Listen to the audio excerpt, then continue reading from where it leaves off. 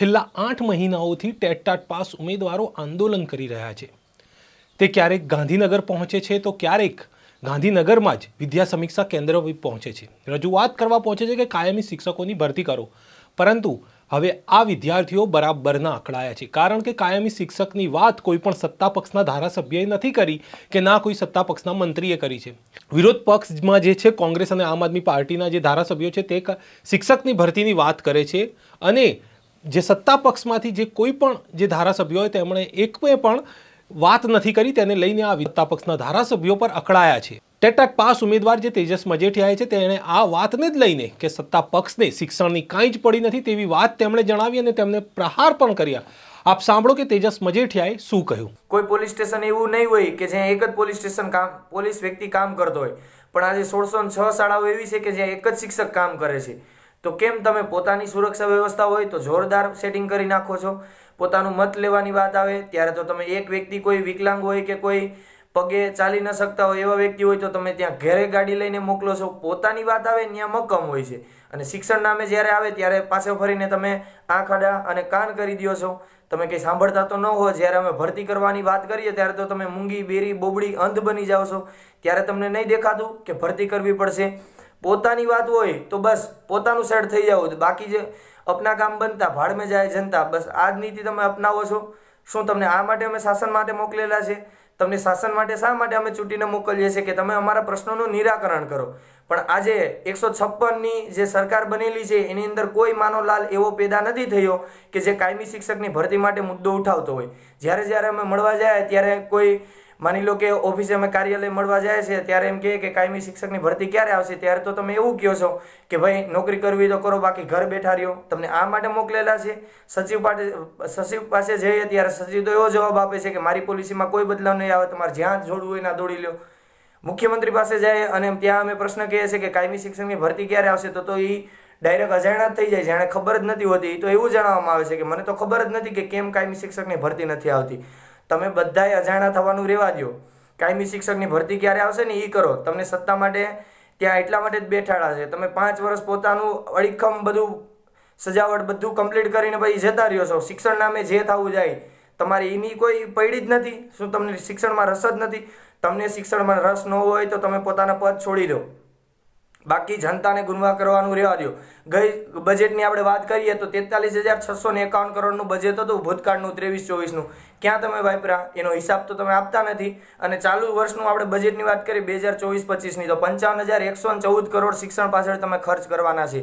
તો ક્યાં ખર્ચ કરશો, કેટલો ખર્ચ કરશો? તમે બસ નવી નવી યોજનાઓ લાવો છો। સરસ્વતી યોજના છે, નવોશ્રી યોજના છે, આ બધી યોજનાઓ દ્વારા તમે હું જનતાને ખાલી બાળકોને છે ખવડાવવાને ખાલી સાયકલ ફેરવા માટે મોકલો છો નિશાળે?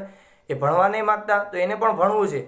કાયમી શિક્ષકની ભરતી કરો જેથી કરીને કોઈ પણ વિદ્યાર્થી છે એ સારી રીતે ભણી શકે। અને તમે 11 મહિનાના કરાર આધારિત ભરતી કરી જ્ઞાન સહાયકનું અમુક ગતકડું રાવો છો, આ સ્કૂલ ઓફ એક્સેલન્સ, બસ ખાલી કલર ચોપડી દો, બાકી અંદર તો કંઈ હોતું નથી। જૂનું માળખું હોય એ જ બિલ્ડિંગનું હોય છે। નવા તમે રમકડાના ખટારા ભરી દો, છોકરાઓ રમવા માટે જ આવે છે, ભણવા માટે નથી આવતા। તો ભરતી નામે તમે વિચારણા કરો અને મોટી મોટી જે ડંફાસો તમે મારો છો એ બધી રહેવા દો। ખાલી તમે જો એટલું જ બધું તમે સારી વિધાનસભા ચલાવતા હોય તો વિધાનસભાનું લાઈવ કેમ નહીં કરતા?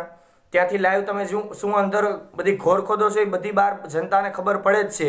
જનતા કોઈ મૂર્ખ નથી। તો મોટી મોટી વાતો કરવાનું રહેવા દો અને ભરતી ક્યારે આવશે એનું કેલેન્ડર બહાર પાડો।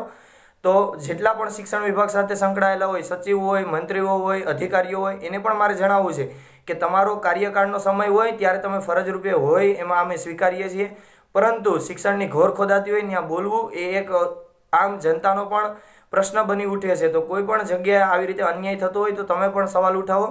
અને મંત્રીઓને પણ મારે કહેવું છે કે તમે પણ મોટા પાયે કાયમી શિક્ષકની ભરતી કરો। અત્યારે દર વખતે અમે રજૂઆત લઈને આવીએ છીએ, હરેક વખતે અમને એક જ જવાબ મળે છે, અને તમે 11 મહિનાનો કરાર લાવો છો તો તમે એવું કહો છો કે ગુણવત્તાયુક્ત શિક્ષણની વાત કરીએ। સાહેબ, તમારી ઓફિસમાં જે ચા પીવડાવવાળો માણસ હોય ને એ પણ 11 મહિના ઉપર કામ નથી કરતો, તો સ્કૂલોની અંદર શિક્ષકોને શા માટે 11 મહિનાના કામ ઉપર રાખો છો? તો સારી ગુણવત્તાવાળા શિક્ષકો તમને દ્વિસ્તરીય પરીક્ષા તમે લીધી, પ્રિલિમ લીધી, મેન્સ લીધી, અને તમે છેલ્લે પછી આવું ગતકડું કાઢો કે 11 મહિનાની જ નોકરી રહેશે, કરવી તો કરો નહીં તો ઘર બેઠા રહ્યો। તમને રસ ન હોય શિક્ષણ વિભાગમાં, તમને કંઈ ભરતીમાં રસ ન હોય, તમને પોતાના પદ ઉપર રસ ન હોય તો તમે પોતાનું પદ છે એ છોડી દો।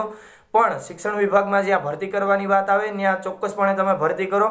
તો ગુજરાતના ઉમેદવારોને પણ મારી વિનંતી છે કે જ્યારે આપણી સાથે અન્યાય થાય છે ત્યારે આપણે જાગવું જોઈએ. તમે આજે નહીં બોલો તો આ 11 મહિનાનો કરાર જેમ આજે આની અંદર લાગુ પડ્યો છે, કાલે બીજાની અંદર લાગુ પડશે. કેમ MLA MP ની જેવા પદ છે એની અંદર તો 11 મહિનાનો કરાર નથી લાવતા? તમે શા માટે 11 મહિનાના કરાર ઉપર કામ નથી કરતા? તમે જો 11 મહિનાના કરાર ઉપર તમે MLA MP નેતાઓ જેવા બધા અલગ અલગ પદ લઈને બેઠા છે, 11 મહિનાના કરાર ઉપર કામ કરો તો શિક્ષકો પણ કામ કરશે, કોઈ પોલીસ વાળો હશે તો એ પણ કામ કરશે. પણ પેલા તમે તો 11 મહિનાનો કરાર કરો, તમે પોતાનું સીટ સુરક્ષિત રાખો. બાકી બધી ભાડમાં જાય જનતા. બસ આ જ નીતિ અપનાવો તો આ બધી ઘોર ખોદવાનું રહેવા દો. અને એવું બધી જો તમે વિધાનસભાનું સત્ર ચાલુ હોય અને બહુ સારી રીતે ત્યાં વાતોચીતો કરતા હોય તમે, તો વિધાનસભાનું લાઈવ કરો, જનતા પણ જોવે તમે અંદર કેટલી ફેકમ ફેક કરો છો. તો મોટી ફેંકવાની બધી રહેવા દો. આ મોટી મોટી વાહિયાત બધી તમે જે આંકડાઓની રમત રમો છો ને, આંકડાઓની રમત રમવાનું બંધ કરો પહેલાં તો. અને જે તમે મોટી કાયમી શિક્ષકની ભરતી અન્વયે વિદ્યાર્થીઓ આવે છે તો એની માંગ સ્વીકારો. તમે સચિવાલયના ગેટ આગળ ડાયરેક્ટ કહી દો, ટેટટાટવાળા આવે તો ઉઠાવીને પોલીસ સ્ટેશનમાં મોકલી દેજો. તો આ માટે અમે તમને મત આપીને ત્યાં મોકલ્યા છે. વિધાનસભામાં અમે નથી બેઠી શકતા એટલે અમે અમારા મત વિસ્તારમાં કોઈ એક વ્યક્તિને ચૂંટીને ત્યાં મોકલીએ. તો અમારો તો મુદ્દો જ નથી ઉઠાવતો. 156ની જે સીટો લઈને અત્યારે બેઠા એમાંથી કોઈ એવો લાલ કંઈ નથી નીકળ્યો બહાર કે એણે કાયમી શિક્ષકની ભરતી માટે મુદ્દો ઉઠાવ્યો હોય. આ તો વિપક્ષ હોય કે અપક્ષ હોય કે કોઈ અન્ય પક્ષવાળા હોય તો અત્યારે અમારો મુદ્દો ઉઠાવે છે. બાકી તો તમને કંઈ રસ જ નથી. ભરતી કરવી ન કરવી એ તો તમારો બસ ડાબા હાથનો ખેલ છે. જનતા કોઈ બોલતી નથી. આપણે શું બસ આરામ કરો? શું આ માટે તમને ત્યાં મોકલીએ છીએ? તો અમારી 2 હાથ જોડીને નમ્ર વિનંતી છે કે તમારે રાજનીતિ રમવી હોય તો રાજનીતિ રમો, એમાં અમારી ના નથી. તમને એમાં રસ છે રાજનીતિમાં તો રમો, પણ શિક્ષણની અંદર તમે રાજનીતિ રમો છો ને એ બહુ ખોટું થઈ રહ્યું છે. તો આ 1606 શાળાઓ એવી છે કે જ્યાં એક શિક્ષક કામ કરે છે.